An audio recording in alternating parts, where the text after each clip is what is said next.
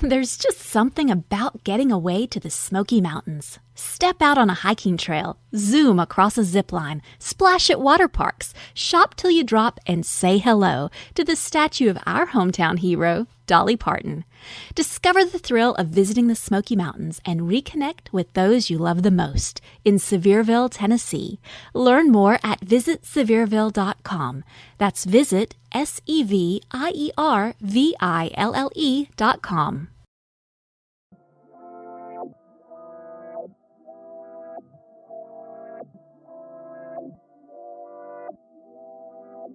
This is Germany. And this is Brittany. And this is the Black Girl Bravado podcast. A motivating and encouraging podcast where we focus on building community amongst colorful women alike. Join us weekly as we sit down and have candid conversations on various topics and issues surrounding self-care, self-love, mental health and wellness, spirituality, entrepreneurship, and much more. And trust, when we don't have the answers, we'll call on our expert homegirls who do. Our intention is to create a safe space for growth, inspiration, laughter, and love, free of judgment, in hopes that after you listen, you're a little more knowledgeable or at least a little more entertained than before. It's homegirl vibes here. Real, raw, and a little funny. A lot of fucking funny. So thanks for tuning in to the Black Girl Bravado podcast. Let's start the show, cuties.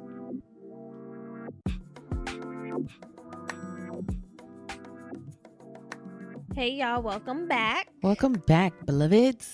How's it going? It's going pretty good. How about you? It's going well. Good. It's been this week went by kind of fast, actually. I was going to say it's been a long week, but it actually went by kind of fast. Yeah, it did. I wonder why. Because we've been busy. The slaving. Yeah. Working for every dollar, every dime. Right. Yeah. We don't have a weekend recap because we're recording on a Friday. Yes. And the weekend hasn't come, but we have some cool plans in store for the weekend. Lots of things to do. Planning on going to a couple of functions, hanging out with friends. Summer has arrived. Okay. It's here. It has arrived, beloveds. Yeah. It has arrived. I'm so excited. It has arrived. I need to get my hair together. I thought you were doing it today. Huh. I mean, like somebody else do it. Oh, okay. I was going to ask you to braid it today, but then I realized we didn't have that mirror in here. I need a do in my head. But I'm getting my hair cut on the 9th, so I was like, I don't want to get braids. I could have threw a set in for you tomorrow. I plan to be over at my old apartment doing some spiffing it up, cleaning it up. So I could have came on by your house before I head back to that might happen. The city, and then we'll see how tomorrow goes with my hair. God darn. If you do your wash and go tonight, by tomorrow it'll have dried and be looking. Well, I can do it in the morning and just diffuse it. Oh. The wash and go has been hitting lately, so it might be a vibe. Right. Just depends on the look you're going for. Yeah, I don't know what I'm wearing yet. Yeah. There's that. Yes. Yeah. So week went by fast. Plans are set for the weekend. Titties will be out. Oh. I mean, not really. I'm just saying, like what are you wearing, a bustier? No. Bando? No. No, just the thrill of, being outside. Being outside still. Yeah. But y'all stay safe out there because Delta variant is real. We spoke about it last week. More cases. It's not a fucking joke. But we gonna be outside. Yeah. With a mask on. Yes, we will. So, oh, you know what? We're recording video. I don't know if you guys have noticed or realized. We record the episodes and they are released on YouTube. They are at the Black Girl Bravado Pod. Yes, so follow us over there. Subscribe to the YouTube. We'll put the link in our bio and our show notes. A video mommy, then this might be right up your alley. So let us know how you're loving the video content. Yeah. So it took us a while to get here, but we're here. We're here. And we ain't going no goddamn place. For that, I applaud us because we set out to do some things, and once we make it, let's put some sound effects right there, some applause. Yeah. Something. So, Yeah, you ladies did, and fellas. No, ladies. It was only the girls. Gonna say fellas. I tried to give y'all credit, and I ain't seen a fella pop up yet. No. In the ratings and the reviews, but you ladies definitely came through with your ratings and reviews this week. So another applause. I don't know if it's the threatening, the guilt trips, whatever it is, keep them coming because we have a goal of 2,000 rating and reviews that we are trying to reach by the end of this year. But most importantly, these ratings and the reviews help us dramatically. We have a lot of plans on the horizon, and we need people to know that y'all are listening to this show and you love it here. Period. Okay? It's called credibility. So what's T? So let me read our review of the week. This one comes from Alex91. Hey, Alex. She says, as for us in our home, you will leave a review. And that's what I loved. And that's Mando. It's a requirement around here. So she says, I have been listening in the shadows for a minute now, and I love this show. You ladies are doing something special. So much love, laughter, honesty, and insightfulness in this podcast. I have started to go back and listen to older episodes because there are so many gems to be received from you ladies. I thank you for taking the time out and having a cute kiki with us. You ladies continue to flourish and grow, and I will see you at your next live event. I thought she was going to say, and I will see you at the top, because that is where you will see us. Yeah. You'll see us at the top, and you'll see us at the next live event, which we are going to start cooking up. Yeah. That'll be in December. Plan to be in LA in December if you are not already in motherfucking LA. Yeah. Because it's going to be a vibe. If you're in LA or make plans to be in LA, it's our 5-year anniversary, so we're planning to come correct real big. Fucking good. Thinking about it. There's a girl screeching. Thinking about it. 5 years, come on. That's a milestone. It's a milestone. This podcast will be in kinder this year. It will be a kindergartner. Yeah. Which. Wow. Is epic. We're raising up a child in the way that they should go. Yes, we are. So, no, actually, no. That's Patreon. Y'all, goddamn, forgive me. Patreon is our exclusive membership community. Y'all know what we do over there. We drop bonus episodes, goodies. We are just connecting with our girls. We're going to be on that feed a little more frequently. Y'all drop what y'all want to talk about. We'll put some shit in there too. But it's a really great platform if you want more of what you already enjoy here. Yeah, there's so much bonus content on there. One of the years worth. Yeah, one of the mommies who joined said that it was almost overwhelming because there's so much. Like, we check in and talk about things happening in our real lives every month on Patreon.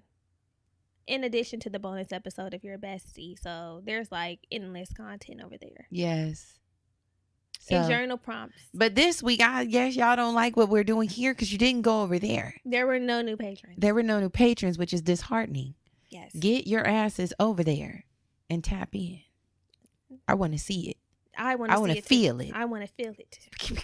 Period. It's essential. We want to feel. So anyway, new week, new tea. Where we kiki with you and you kiki with we. So what's happening this week? Oh, wow. Let me open my device. I wasn't expecting. Usually you kick that off. Well, one thing that was kicked off was Jeff Bezos into space. That is what happened, Jeff Bezos. Jeff Bezos, CEO of Amazon, who is a multi-billionaire. I mean, he got money coming out the motherfucking yang. He's rich. Yeah, the wazoo. Wazooiana. He took a little dip into space. And the edge of space. People were like, what's the edge? If you there, you there. Yeah. And then supposedly who else went with him? How many people were there? Like 5? Yeah, I think there were like 4 or 5 people. Mm-hmm. People are so fascinated with space. Like, what the fuck going on in space? People said the whites are planning something, y'all. They're like, they're getting up out of here. Well, you saw that Uzi said that he's planning on purchasing a planet. He already is in the process. He already like basically has it, but I guess he's working on the logistics, but he's bought one. Yeah, a small planet. If they getting the fuck up out here, I need to find a way to hitch a ride. The stowaway. Imagine stowing away on a fucking spaceship. The stowaway hiding. So Jeff Bezos took a spin to space. Came back. There was like a little interview, press conference about their trip and his feelings. The man had the nerve to say that he wants to thank the Amazon customers and employees because I'm going to say because I am a customer. They be getting my coins. Pay for it. When that was the wrong thing to say, when we are very well aware of the mistreatment, underpayment of Amazon employees. They have quotas that they have to reach, where I heard that they're pissing in bottles. What? Because, the drivers, they're pissing in bottles, not stopping to use the restroom because they have quotas that they need to reach or they will be let go. It's like very stressful working for Amazon. Not to mention they're not being paid fairly.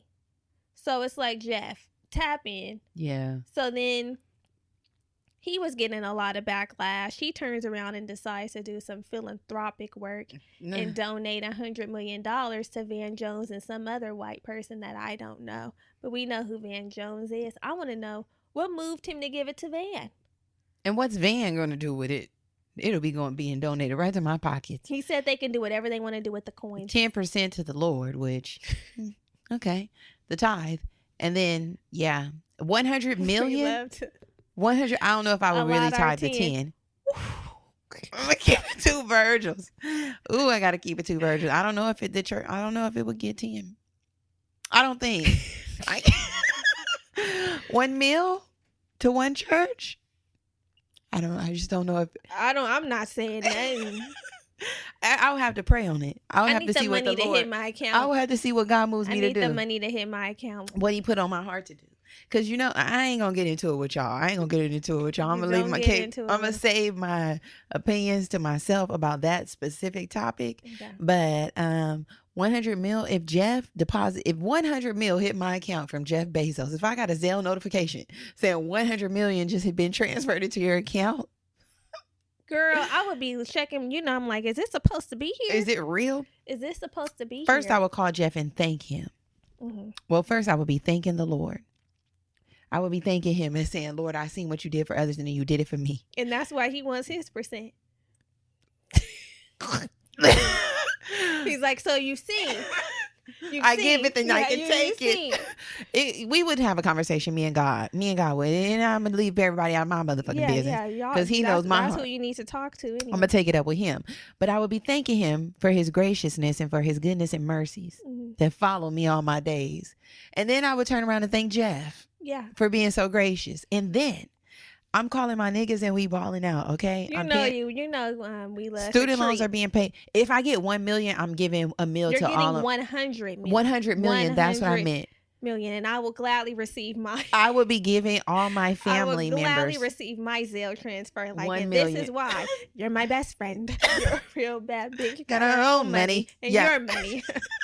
That you deposit. You're getting a meal. My mom and Jack are gonna get their own million each. That's our monies. Jackie's getting a meal. You have 100 of them. I have 100. I'm giving out 20 mil. 20 mil to my close friends and fam. Okay. 20 mil for sure. Church will get a meal. Yeah. Hey, whatever. I'll tithe 10. Oh wait, no.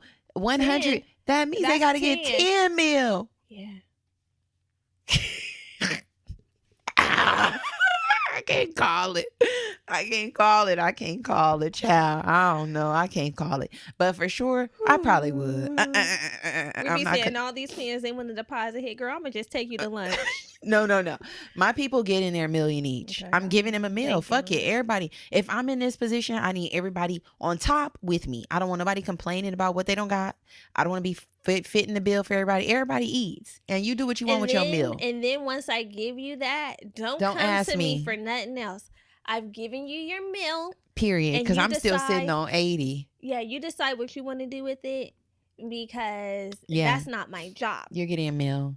And I'm going to put money in my, I'll probably put 1 million each in Fabian and like my god kids and my nephews. Mm-hmm. I would probably put $1 million each away for them. In a trust fund. Yeah, so that when set them up. Period. Okay, generational. Yeah. I'm getting it to them. Yeah, that's what I'm doing. Yeah. What about you? What would you do? What about your meal? I would be giving out my small philanthropic donations to friends. That's charity right there, baby. Yeah, right. I'll be doing that. Feed the needy. Definitely paying off student loans. for sure figuring out where I need to invest so that I can continue this money building. Because 80 million though. I'm not all of it. I'm saying the You portion that rich I for life. You don't got no worries. I know, but I still want to invest because that's the real generational. And then give it to my grandkids, my great kids. I ain't even got a kid, but if I do, I do produce, yes, you will have. They will be set up. Yeah. Somebody, my siblings' kids, somebody gonna be rich forever. Yeah, and it's gonna carry on. I was gonna say the Lackey legacy. I like it. Yeah, the LL. Buying a Starbucks, buying a something. Yeah, doing something to keep me sitting pretty and the people around me sitting pretty, because period. We've been in the ghetto for too long. Yeah, let's get on out. Let's get up and stay up. Yeah, period. So, yeah, that's definitely a blessing. I know Van's probably going to keep 50 or 60, 70, 80. He probably going to do his little small donation somewhere. He got kids, right? I don't think he does. Oh, really? I got to look into him. I don't think. Oh, Van does have a daughter. He has a daughter. I think just one daughter. Girl, I would have called him so fast, like, what we sitting on, what we doing. I'd have been like, Daddy. But Van has his little bag. You know, he got a bag. I mean, I know, but he didn't have that. No, that's hidden. He was probably touching. What he's touching. What he was touching, right. But Jeff made sure he grasped it. He said, grasp it. Grab the whole bag. Ooh. And that was nothing to Jeff. The $100 million, that's how much Jeff has. That $100 million was like giving $20. It was like a drop in the bucket. Okay, Jeff, people who are rich should be they need to pay more taxes. They need something needs to happen. And that's why people are a part of the reason why people are on Jeff's neck, because he has the power, and I mean literal power. Money, but he has the power to really make some change in the world, like some real change with all that money that he's sitting on that he will probably never be able to spend. So my question is, if the roles were reversed and you were Jeff in his position, would you be looking to end world hunger, end homelessness, poverty? What because you know it's easy for people to say that. Hey, I didn't say it. No. People were saying no, but I'm asking, you know, or the role reversal, right? Because it's easy for us to look at somebody else's money and be like, if I had that, this is what I would be doing, or they should be doing this, right? Whereas like Jeff's probably like, nigga, I done made a crazy amount of money for myself. I'm not looking to take on the world's problems to be, you know what I mean, fair. I totally. What are your thoughts on that? My thoughts, because people are clocking Jeff's coins, and I am not clocking anybody's coins because I don't want nobody to clock mine. Don't tell me what to do with my money. Right. Like whatever I decide to do with my money, I understand the power that he has if that's what he decided to do. But I also understand it's his money, and he's going to do what he wants to do with it. And I don't think that the people have the right to tell him what he should do with his money. Right. Of course, if he did do that, that would be great. He should be acknowledged for that. But I don't think he's obligated at all. Right. Because people are like, Jeff. Now, what I do think would be nicer if you can give away $100 million, make better working conditions for your. Now, I think he's obligated to do that. As a business owner. Yes. Right. And as somebody who has the power to really impact his business and the what is that called? The enjoyment or the fulfillment the labor conditions of his work. Fucking employees. Yeah, change things around. So if you can afford to pay everybody $25 an hour, then pay them $25 an hour. Exactly. If you can afford to, whatever it might be, better then do working conditions, increase wages. There's things that he can implement in the Amazon universe for employees that I think he is obligated to do. That's what I want. CEO. Yes.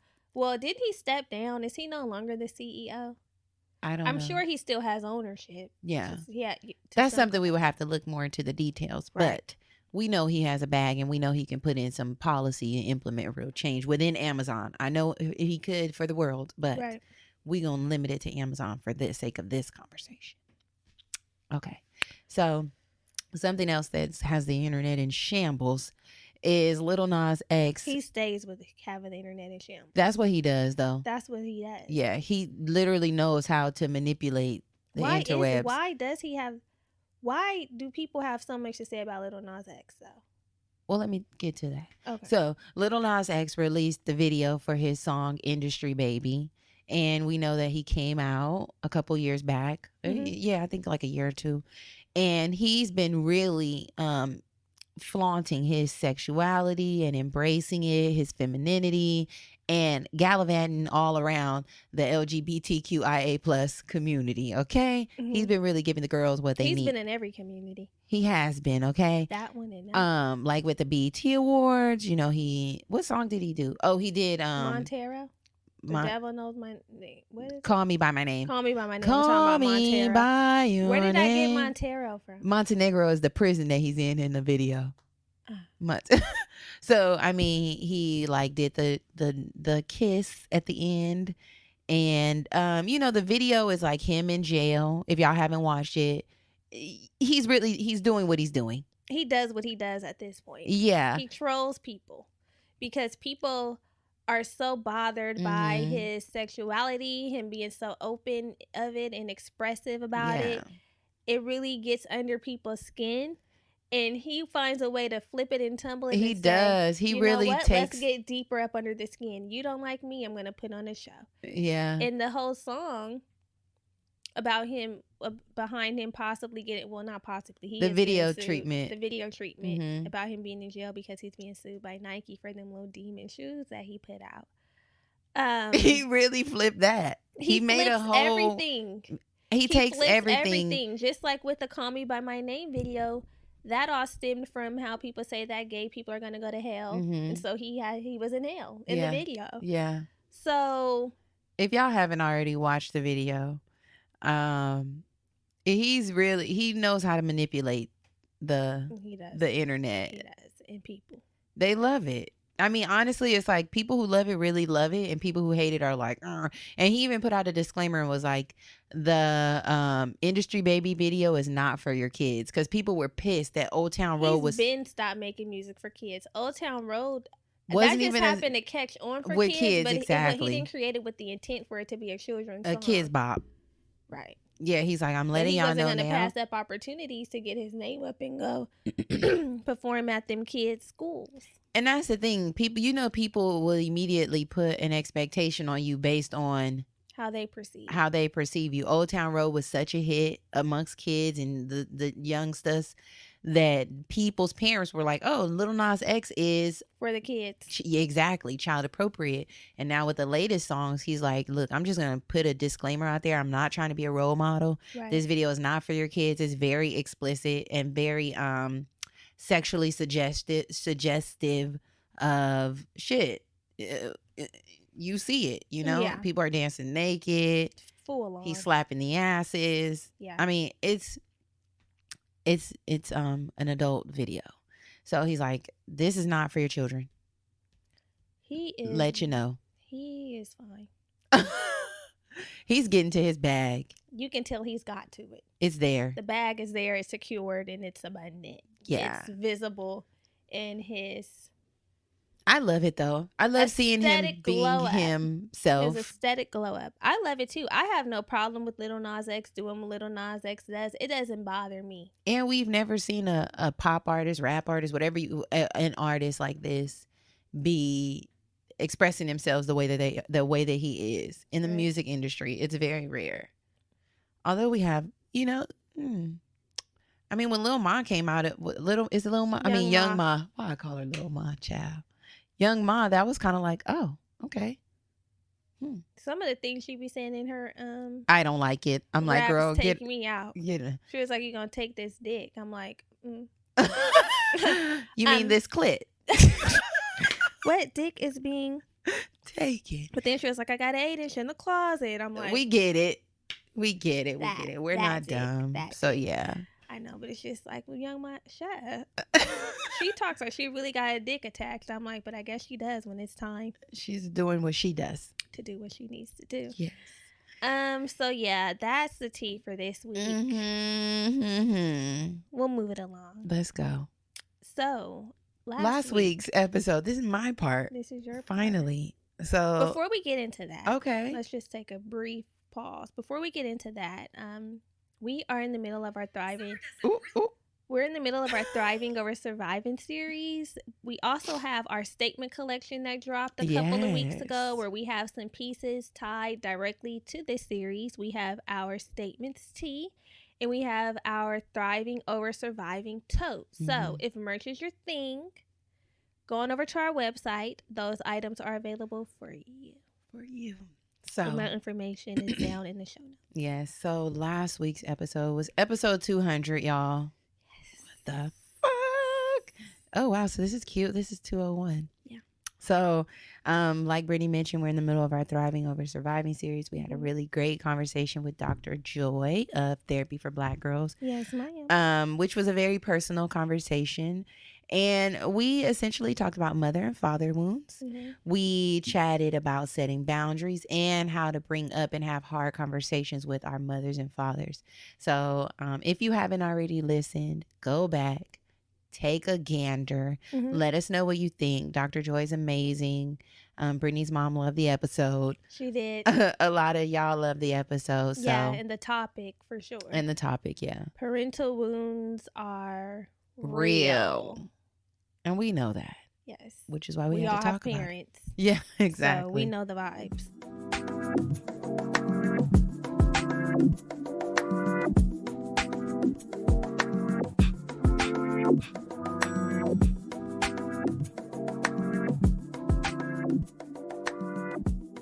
So this week we are continuing our Thriving Over Surviving series, and we are talking about self-trust, trusting ourselves, and also setting boundaries with ourselves and with others. So let's just get into it. I mean, the trust thing is funny because we mainly talk about how trust is something that's very important, integral in relationships with other people. But very rarely do we have the conversation about how we trust or do not trust ourselves. Yeah. You know what I'm saying? Yeah. And that's so important. And I think that it's important for us to trust ourselves first before we expect other people to be trustworthy. It starts with ourselves. So do you consider yourself trustworthy? And I do. What makes you think that? Because I be telling the motherfucking truth. Okay? I be telling the truth. I thought about this today. When I was thinking about specifically like infidelity, right? Or temptation or the desire to just be dishonest in a situation where you're expected to be monogamous, right? And I was thinking about how afraid I would be. What keeps me honest and telling the truth is, one, I have a great relationship. Exactly. Well, I have a great relationship and I wouldn't want to fuck it up. But the second thing that keeps me in line is the fear of getting caught or having to have the shit to speak up about or have it come back around. Like you think you're getting away with some shit and then bam, it hits the light. So I'm trustworthy because I'm afraid of dealing with the consequences of not being trustworthy or not being honest. So I be telling the truth because I'm like, I don't want to even deal with the motherfucking, I've dealt with it in the past and I don't like the way I feel. I ain't like the way I feel having to. Oh my God. It's stressful. Yeah. It's stressful. It's stressful, but I didn't have my little time or two. Okay, but what about outside of infidelity? Outside of that, I'm still trustworthy. Okay. I'm a still trustworthy person because again, I don't want to deal with the consequences of not being trustworthy. I just was thinking about today, like, what keeps me monogamous in a relationship? What are the things that, make me not stray? But the nigga gotta be doing what he's supposed to be doing. Yeah, otherwise I'm out there. I'm out of here and I'm out there. But yeah, I'm trustworthy. I do what I say I'm going to do because I have integrity. I'm a woman of my word. Yeah. And integrity is what you do when no one's looking or who you are when no one's looking.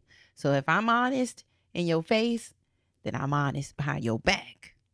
Yeah, I agree with that. What about you? I consider myself trustworthy as well, and it's because of integrity. I try very hard to operate from a place of integrity because that's what I expect to receive. Yeah. So I think that's the main thing that makes me trustworthy. And I value people trusting me. Like that's something that I find value in and I appreciate. So I think that's what keeps me trustworthy too, because there's a lot of people that aren't. And when people find you trustworthy, it creates like a different type of bond and intimacy that I like. I'm thinking, have I ever been around? Oh, yeah, I know some people I don't trust. Bitch, there's tons. I know, but I'm thinking about like personally. Like I know there's people out in the street, no, there's but tons of people personally that I don't trust like that. Really? You know what I'm saying? Like there's certain people you'll be like, you can be cool with people that you don't trust like that. And that's when you navigate the space like, I'm cool with you. I'll hang out with you. I'll keep key with you, but I'm not telling you my business. I'm not bringing you around certain people because it'd be that for me. Exactly. I don't trust the way you move. I've picked up on the way you navigate. Yeah. And that's not really my vibe. It don't sit well with me. It doesn't mean that we can't be cool, cordial, or whatever, but I just know that I can't deal with you like that. And that's why the few people that I hold near and dear to me, I really appreciate, because you cannot have everybody close to you like that. And that's not even being pessimistic, that's being real. Because bitches is crazy, and so are niggas. Yeah. Everybody, there's a little crazy in all. There's a little crazy, and yeah. So I definitely do consider myself trustworthy. I consider you trustworthy. Same. That's why you're my best friend. You're my best friend. Now we're going to be saying that all the time. That's why you're all my best friends. I trust them. So. With my life. My heart.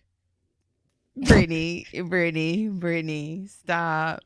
I'm just saying. So, I do. With trust comes with the trust of self. Yeah. I know you say you consider yourself trustworthy, but do you trust yourself? Yes, generally speaking, I do trust myself. I do trust myself because I'm typically self-aware. And I make decisions that are in my best interest most of the time. And I think that's important with building self-trust, because that's how we learn to trust ourselves. Like if we're doing things that are continuously fucking ourselves from the front and the back, we're breaking down our self-trust. So when I'm being intentional, when I'm tapped in, conscious, and aware, I definitely am trusting myself. Now, there's some times where I've been like, well, what the fuck were you doing? Yeah. And if I keep doing things like that, I can see how my self-trust, I can chip away at it. But at this point, I feel like I do trust myself. Good. But I let myself down sometimes. Okay. When I don't keep promises to myself, like I want to wake up and do this for my morning routine. I want to go to the gym every week. I want to eat all 3 meals. There's small things like that, like small promises like that we make to ourselves, and we don't do the shit we want to do for the podcast, and then we're sitting up, why isn't this? Wondering why things ain't hitting the way they're supposed to hit. There's stuff like that makes you that also chips away at self-trust, because it's like you're not doing what you say you want to do for yourself. So how can you expect yourself to lead you to where you want to go? Right. So what about you? I think generally speaking, I trust myself to make decisions that don't put me in harm's way. I feel like I can make better decisions that bring me to my highest point of like myself, you know. And I think mainly the piece where I be like, you know, I be indecisive. I'm not going to consider that like lack of self-trust. Sometimes I be indecisive and I'm like, but it's not because I don't trust.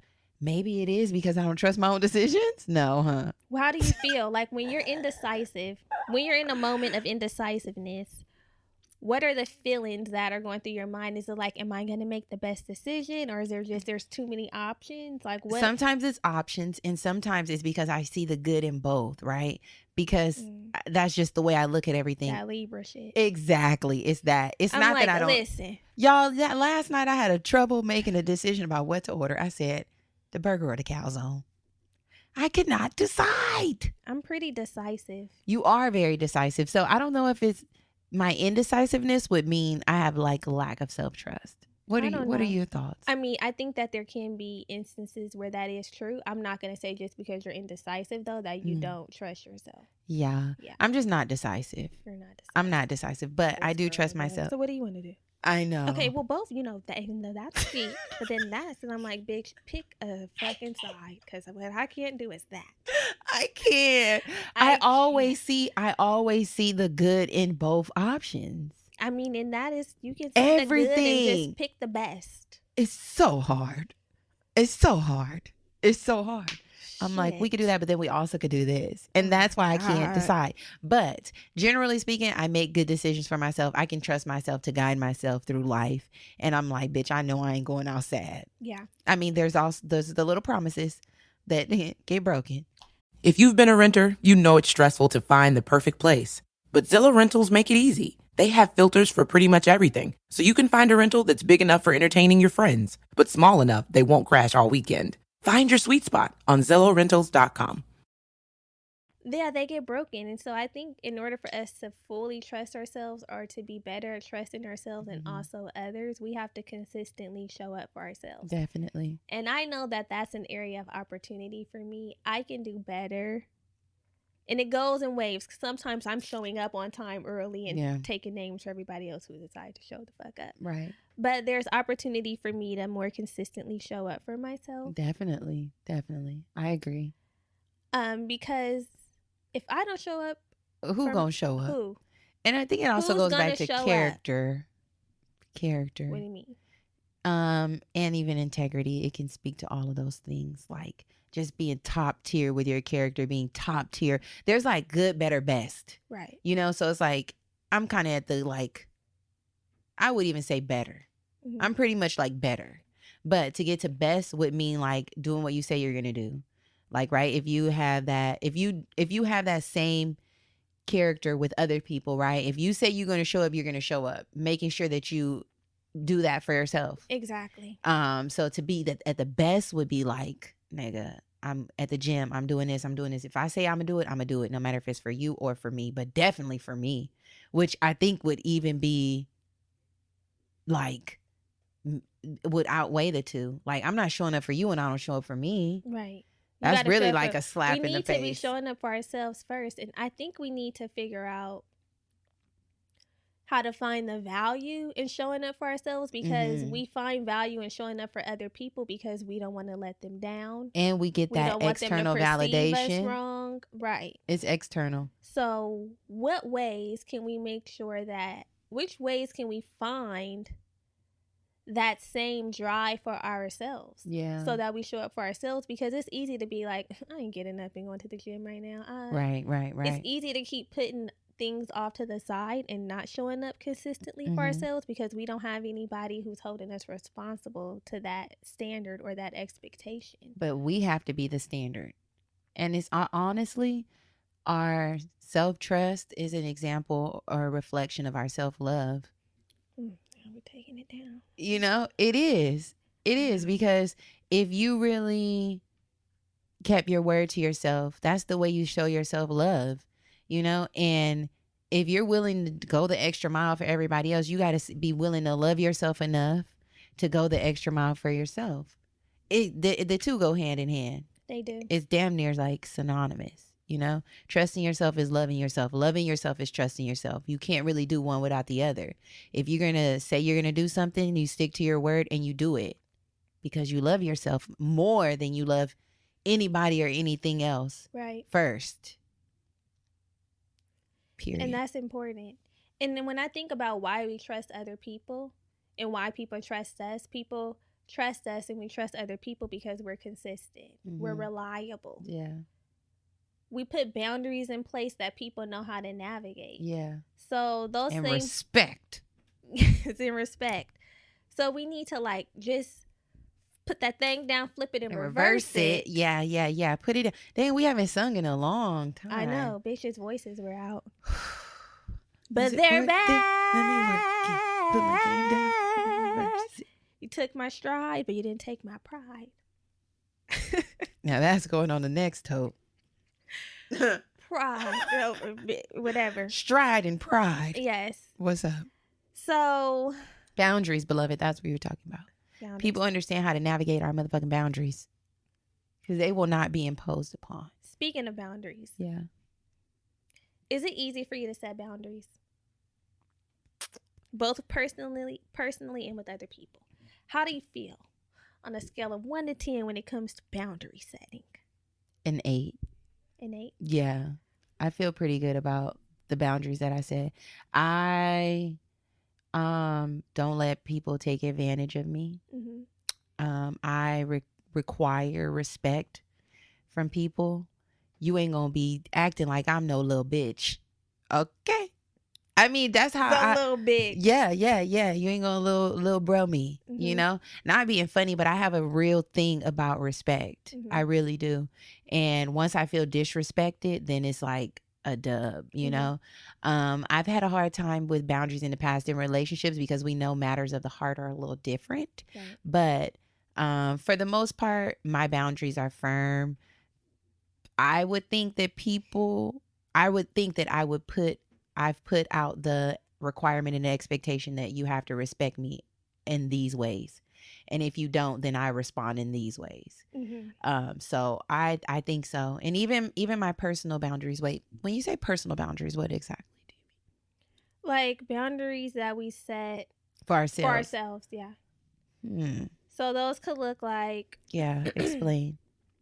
Boundaries that we set for ourselves could look like, they can be small or major. Like, I'm not going to partake in this, or I'm not going to engage with this person, or I'm not going to. I'm pretty good. I would say an 8 all around. An 8 all around. An 8 all around. You know, and the person that I would say my sister. I would say the person that I would say the person that has been the most difficult for me to set boundaries around is my mom. Like I've learned, I think when I turned like 25-ish, 26, I had the most experience with setting new boundaries for her, and not necessarily for her, but for our relationship, right? Like, this is what it looks like to respect me as your adult child.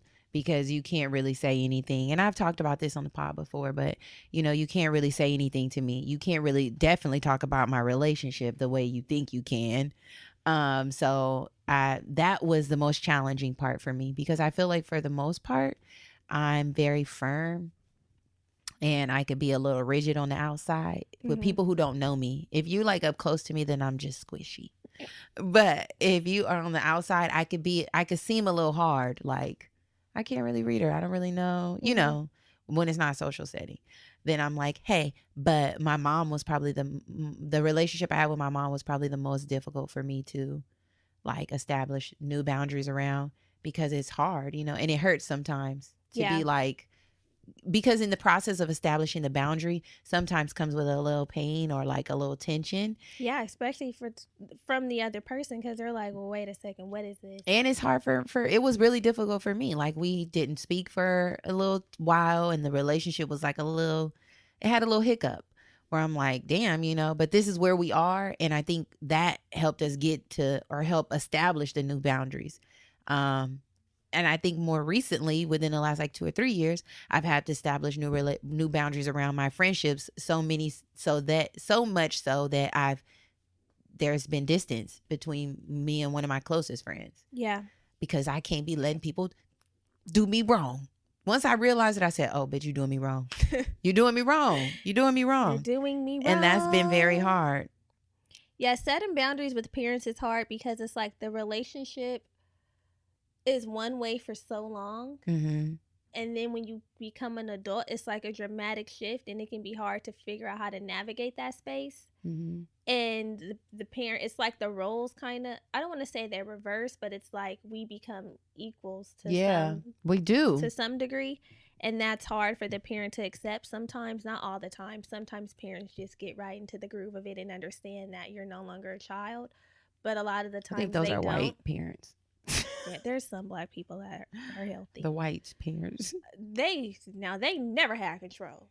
From the beginning. From the beginning, you were always sunned by your son and your daughter's son. Shit, they be like, Mom, shut the fuck up. Get the fuck out of my room, bitch. I've never been able to pull that card. No, hell no. But yeah, it can be it's an adjustment period for both people, the child and the parent. Definitely. And so setting boundaries with parents is that's not for the weak. But it's something that has to take place because it's needed to be healthy dynamics, period. But yeah, we were talking about how do we think we are with setting personal. Yeah, what about yourself? I would say that I'm an 8 too. Okay, I love it. I would say Bees. 80%. Come on. I'm like, huh? Catch on. What the fuck is she God, have you never been in school? I've been there. Damn. I've definitely been there, and I have the student loans to prove it. Explain. I will say that I am. I don't know if I would use the word rigid, but most of the times, if I don't want to do something, I'm not going to do it. And I think that speaks to boundaries, because a lot of the times people try to push up against like the boundaries that you set for yourself and also for them. And if I want to participate in something, I will. But the moment I don't, I will absolutely fucking not. And there's nothing that can be said or done to make me change. Yeah, you're pretty firm. You are. I'm pretty firm, and I think it has to do with boundaries. So that's really it with me. Yeah. And I don't think there's anything. I think that's an admirable quality about you, because you do be like, if somebody knows you well enough to know like the sweet side of you and the good part, because there's a lot of balance there, and because kind. You are very sweet and very kind. But I think a person has to really know you. You have had to have let them in to know the soft side of you. Okay, but don't act like I just be mean to people. No, I'm not. Okay, let's get that set. No, but Brittany, okay, if you have ever interacted with Brittany, and we talked about this too. What? Brittany is not a person who... I love when you talk about me.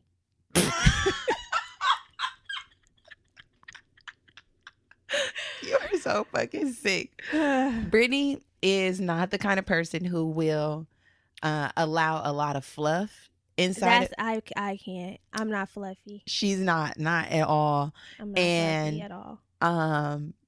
Brittany is very like, nice to meet you. And then it's kind of like, if she's really not interested, she cannot fake interest. That's it. I can't. There's no faking interest. So that's why I say, if a person doesn't know you, you could come off a little rigid or like kind of like, oh, what's the vibe? Hard to read. But if you've allowed them to know you and get in and, interact with your personality, then they'll know. There's times when Brittany's down and she wants to do it and it's a go. And then there's other times if you're like, no, I don't want to do it, then it's just like, okay, I can respect that. Right. But if somebody hasn't had that pleasure, then they'll be like, damn, this bitch is a little... The pleasure. Type A. Dead. If I don't want, like, there's a lot of things that sometimes I feel like we are forced to do. Kind of forced, or we do to appease other people, and I hate that shit sometimes, because sometimes I really don't want to do it. Like, I don't like that. Like, I don't like being forced into interactions, and sometimes people will drag the shit out, and I'm just like, I really just want to end it here. Please. I know. And you don't know how to and I don't know how to act like I want it to go on, because I want you to know it's done. Yeah. And I'm the complete opposite. It's done here. We're done.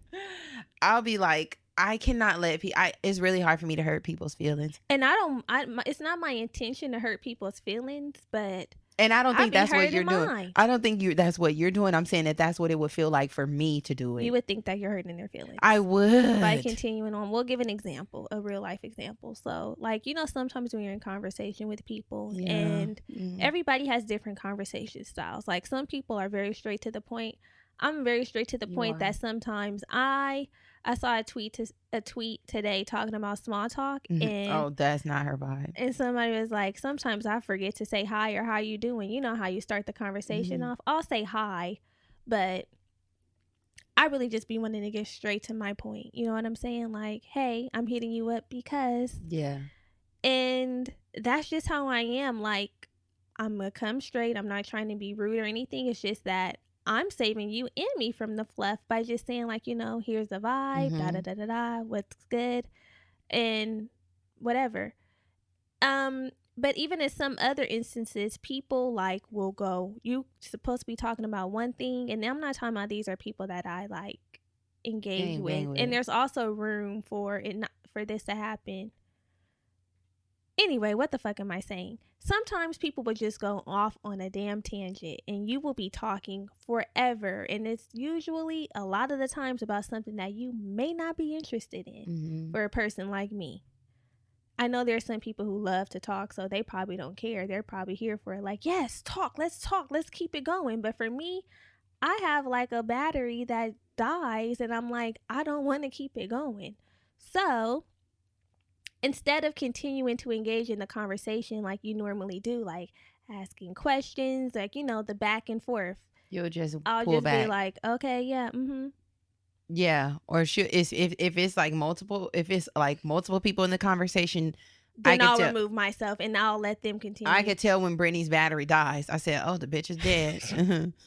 I'm like, and I'll be wanting to be dead, but it's always hurtful when the person is super into it. Yeah. When they're super into it, I cannot pick myself to be like, I can't make myself be like, yourself stop. I'll be like, I hope they get out of it. Yeah. Stop being into it right now. But the thing is, Germany she'll do what people do when you're engaged in a conversation, and she'll ask another question. I'm like, this shit's never gonna end. Because they're so into it. Because they're so into it. But if bringing it back around to the boundaries, right? I feel like a lot of times because of the way we're raised, we might have an easier time setting boundaries as opposed to not. So we were raised in pretty stable households, allowed to be ourselves. So it's easier for us to set boundaries. And when we do, our parents respect them. Although it might be difficult, it's much more easier than it might be for other people. And sometimes it's hard for people to set boundaries because they have tried to do it in the past and were met with opposition, or it wasn't a pleasant experience. And then they feel like it was hard to keep the boundaries in place. Yeah, it happens a lot with children. Child trauma. Yeah, because that is how a lot of us are raised. Like, you don't have room or permission to have boundaries as a kid. Like, especially although black kids, this is something that I think is more so of a personality trait of mine that I've just turned into boundaries as an adult because when I was a kid, it's definitely, this is my house, my rules. I don't give a fuck what you got to say. It's no, Mom, I think it should be this way, or I don't like when you do this, or it's stay in the child's place. I make the rules. You follow the rules. It's not up for debate. That's the new millennial way of raising children. How do you feel? They call it the positive parenting. Period. I was a part of the negative parenting generation. They call it positive parenting, and there's a part of me that appreciates that. A part of me, I'm not gonna lie, be looking at y'all like the fuck going on because it's foreign to me, and I'm also not a parent, but I get the perspective and I understand where you all are coming from. But that's what it's called, where if your child doesn't want to do something, you don't make them do it. If they don't want to say hi to someone, you don't make them say hi, because it's about respecting the child's boundaries. That's a bridge that I'll have to cross when I have kiddos. Yeah, I don't want to even... if I shall have them. But when I hear that, sometimes I'm like, because it's foreign to me, I'm like, okay, what the fuck? When I say speak. Or how about if somebody speaks to you, you speak to them? That's nothing. I don't think that has nothing to do with boundaries. That's a respect thing. Well, yeah, but I think they're mainly what it mainly applies to is if a child expresses that they're uncomfortable. Of course. Yeah. Come on now. Yeah. Now that's just, but I'm saying if you don't want to speak, don't speak. That's like, hold on now. If you in the public and somebody says hello and you don't say hello back, it's like, ugh. Yeah. That ain't got nothing to do with boundaries. That's just common courtesy. Yeah. That's manners, politeness. And that's what these millennial parents don't be teaching their goddamn kids. Manners. Don't let that go out with the bath water. Yeah, that needs to be kept. That needs to be kept in place because some of y'all kids be acting a goddamn fool. Yeah. No tea, no shade, but damn. Yeah. So anywho. But yeah, our childhood, how we're raised, as everything else, does have a lot to do with how comfortable we are or uncomfortable with setting these damn boundaries. Mm-hmm. But one thing to note. What are we noting? Because you mentioned that sometimes we don't want to set boundaries because people take it the wrong way. We got to throw that out because people, when you're setting a boundary, you are going to be met with opposition most of the time because people don't like that. And it affects them. Yeah.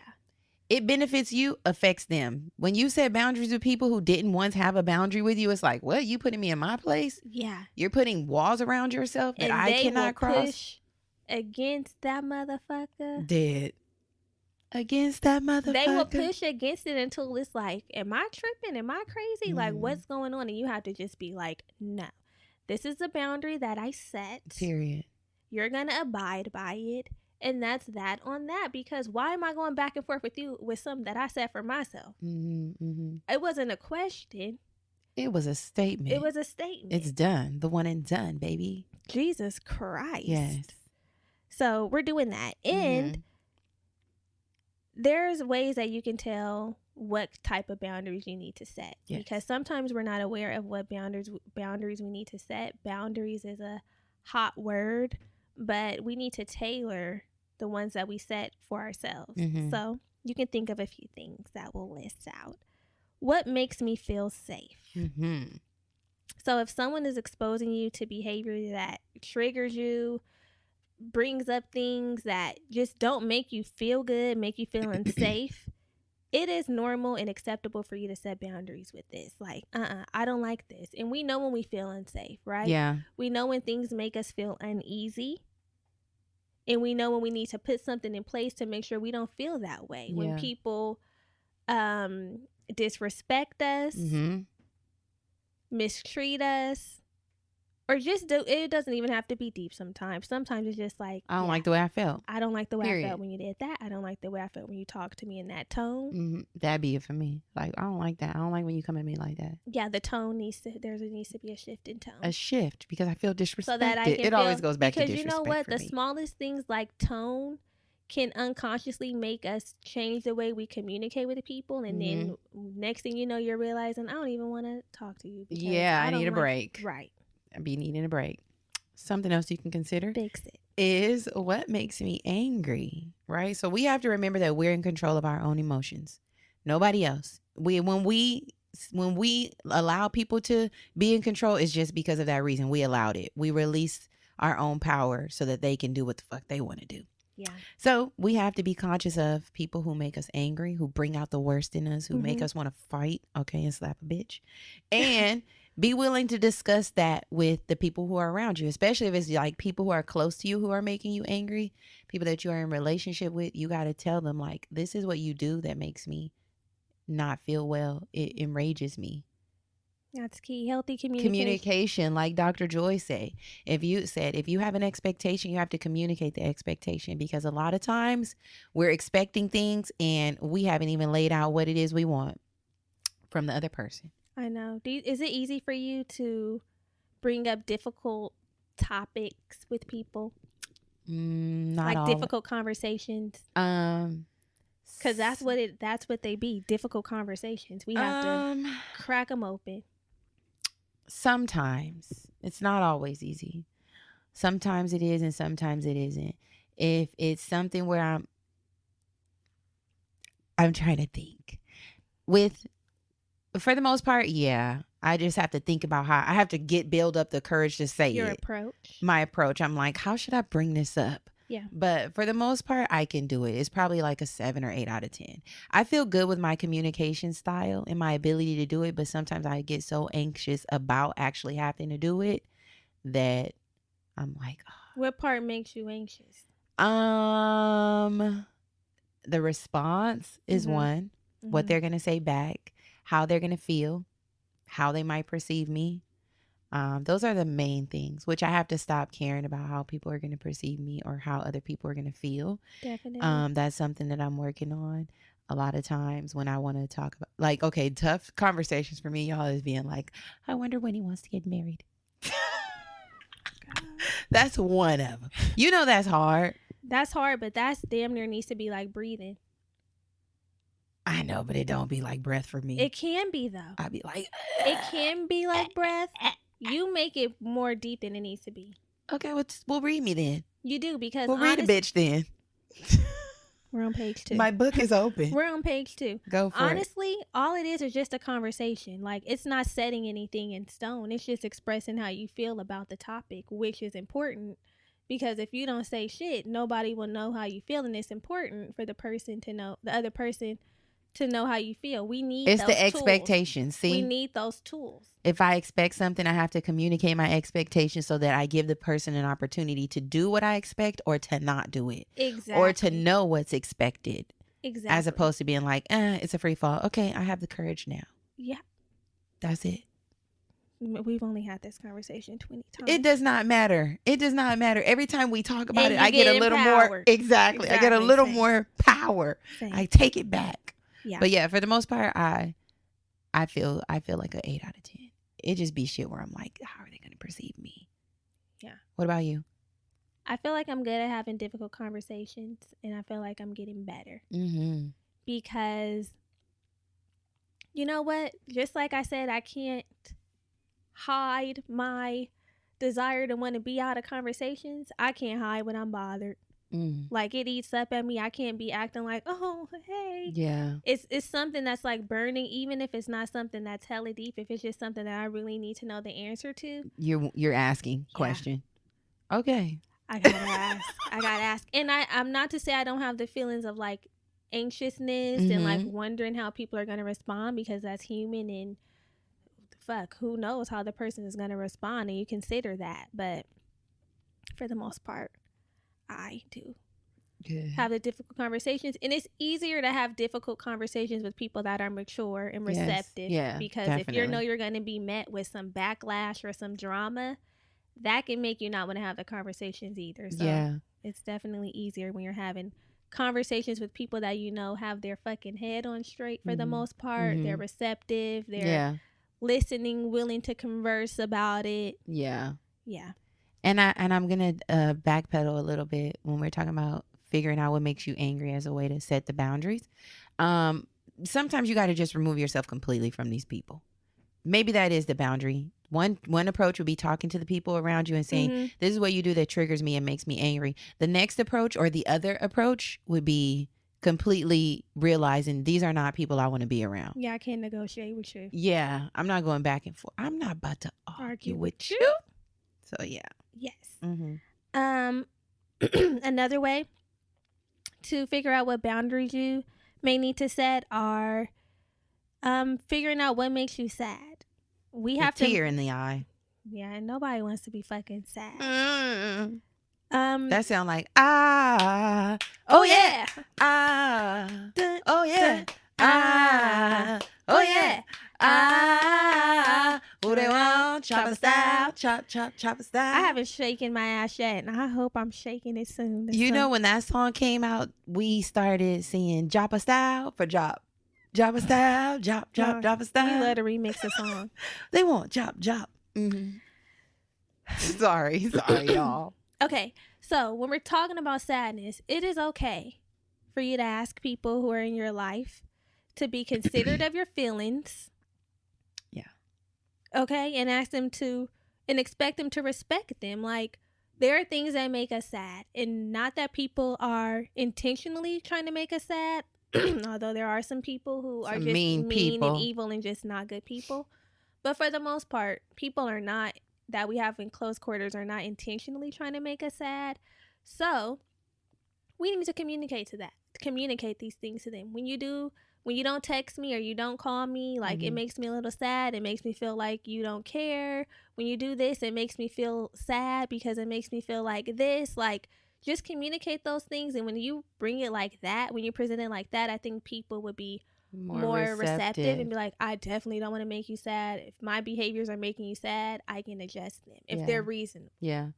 That's what I like. Adjustment. Make a motherfucking adjustment. Yes. Yeah. And again, if there's somebody who you feel like is just fucking you from the front and the back and it's causing sadness, then get out. The boundary is you're done. You're done here. You're done. And I think all of this just goes hand in hand, right? Self-trust, boundary setting, is our self-love. It's removing, it's really instilling confidence in us and removing the self-doubt from our lives, from our interactions, because self-doubt is a motherfucker. Man, when we doubt ourselves, it definitely makes it hard to trust ourselves and set boundaries, because you're questioning am I making the right decision? Is this the right boundary? Right. Should I be bringing this up? There's a lot of questions, but it all goes hand in hand. What are some ways that you practice removing self-doubt from yourself? I look myself in the mirror. The ways that I practice eliminating self-doubt, you said? Yeah. Like what do you feel like boosts your confidence in yourself? Looking at all my accomplishments. Come on. No, just knowing that I'm capable. Sometimes you got to take a look back at things that you've done. Yeah, how far you've come. Yeah, how far you've come. And even though if I'm presently feeling like there's some self-doubt, I can look back and say, you're a survivor. What? I dive into things that feed my spirit and my mind, things that give me confidence, like words of affirmation. Yes. The journaling. What's your favorite conversations with friends? Because we be pumping each other up like, bitch, you are good. We are capable. We got this. We are capable. We got You this. have the tools. We have everything is in us. All you got to do is get out of your own way. Yeah. We have that all the time. Shit like that. Yeah, I love a good affirmation. My favorite affirmation, the one I damn near live by, is what is for me will not pass me. Girl, that one takes me from point A to B every time, because you get worked up. You do. You get so worked up, and then you just you're able to release it, even if it's temporarily, by being like, what's for me? It never will pass me. There's nothing I can do. There's nothing that will not be mine if it's mine. If it's supposed to be mine. That's my favorite. So some things that you can do to beat self-doubt is, like we said, acknowledging a list of the things that you love about yourself, right? Tell yourself affirmations. Think nice thoughts about yourself. Write down some good shit. Write it down. Make it plain, baby. Yes. There's a few things. When you're writing these things down and making them plain, create some goals for yourself. Yes, visualize. I love to create goals for myself. And when you're working towards them and achieving them, these are going to help you build trust, because it's like, I set some intentions for myself. I did what needed to be done, and I got the shit done. Yes. And when we're living in the present, we can appreciate that, because sometimes we be too far off in the future and worried about what you need to do and not soaking up what you have done. And that can create some distrust too. So hop into the present and be like, you know what? I did this shit. Yeah. Every time we walk into this office, we need to be doing a praise. Looking around saying, we did this shit. We need to be doing a praise report, because we got the keys and then immediately we're like, but we don't. Yeah, for sure. Sickening. Something else that we can do to beat self-doubt is to find a space where you belong. Find a community that can enrich and encourage your own self-worth and value, where you can pour into people and they can pour into you, where you feel loved and respected and honored and, adored, whatever that is. This is the community for a lot of us. Right here, what we're doing.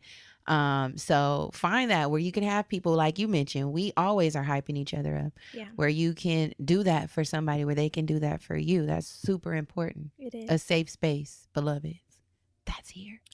That's it. So we're going to wrap it up by saying that we will thrive. We are thrivers. We will thrive by setting boundaries for ourselves and others. We will trust ourselves. Yes.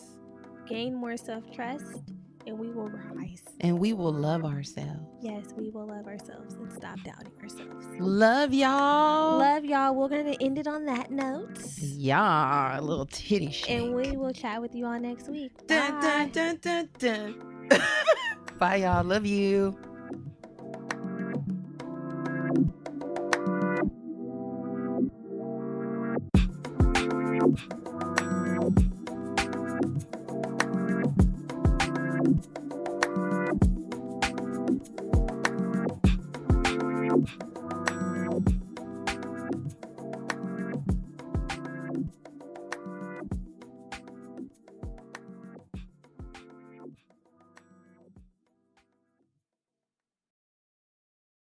There's just something about getting away to the Smoky Mountains. Step out on a hiking trail, zoom across a zip line, splash at water parks, shop till you drop, and say hello to the statue of our hometown hero, Dolly Parton.